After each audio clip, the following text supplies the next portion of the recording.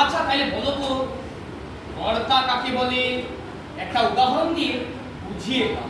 কর্তা কর্তা কর্তা কর্তা কর্তা ওপাড়ার জয়মুন্সি। জয়মুন্সি আচ্ছা কেমন করে?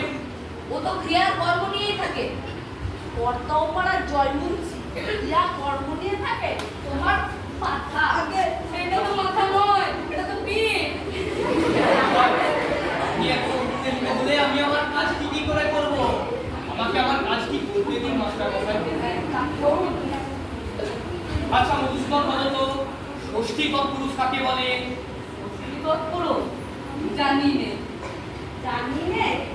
ষষ্ঠী তৎপুরুষ জানি নে? দেখাবো মজা। ষষ্ঠী তৎপুরুষ জানি নে? ওটা বিলক্ষণ জানি, ওটাই ষষ্ঠী তৎপুরুষ। মজা পাইছিস নাকি? আচ্ছা বাবা আচ্ছা, ওটা না হয় ষষ্ঠী তৎপুরুষ। আচ্ছা তোমার ইতিহাস হলো, ব্যাকরণ হলো, গদ্য পাঠ হলো, এবারে অঙ্কে আসা যাক। অঙ্ক শিক্ষা হয়েছে তো? অঙ্ক শিক্ষা? মাস্টার মশাই যা অঙ্ক শিখিয়েছেন তার কোনোদিন ভোলা যায়? ও বাহ বাহ, খুব সুন্দর।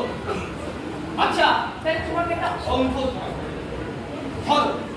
তোমাকে 6:30 সন্দেশ দেওয়া হবে আর বলা হলো 5 মিনিটের মধ্যে তোমাকে সন্দেশগুলি খেয়ে নিতে হবে।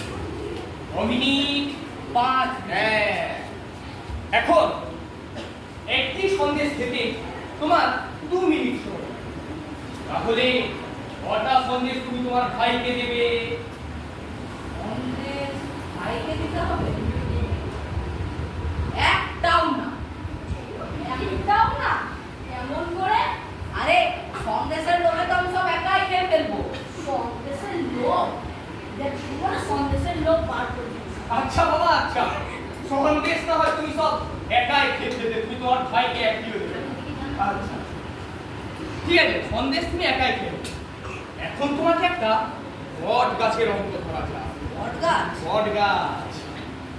আচ্ছা ধরো একটি বট গাছ প্রত্যহ 60 ইঞ্চি করে লম্বা হয়। বৈশাখের পয়লায় বট গাছটি 10 ইঞ্চি ছিল। পরের বৈশাখের পয়লায় গাছটি কত ইঞ্চি হবে? কি মাস্টার মশাই ঠিক প্রশ্ন ধরলাম তো? হ্যাঁ, বট গাছ। হ্যাঁ, মনে পড়েছে।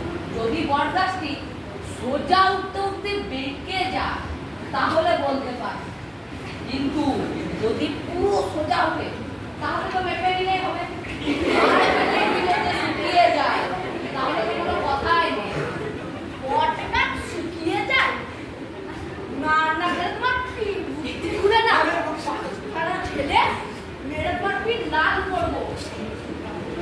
তোমাকে মারে ওটা অনেক সোজা সোজা বট গাছও বেঁকে যায়।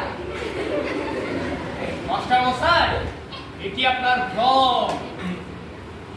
কথায় আছে যে গাধাকে পিটলে কোনোদিন ঘোড়া হয় না, কিন্তু ঘোড়াকে পিটলে সে গাধা হয়ে যায়।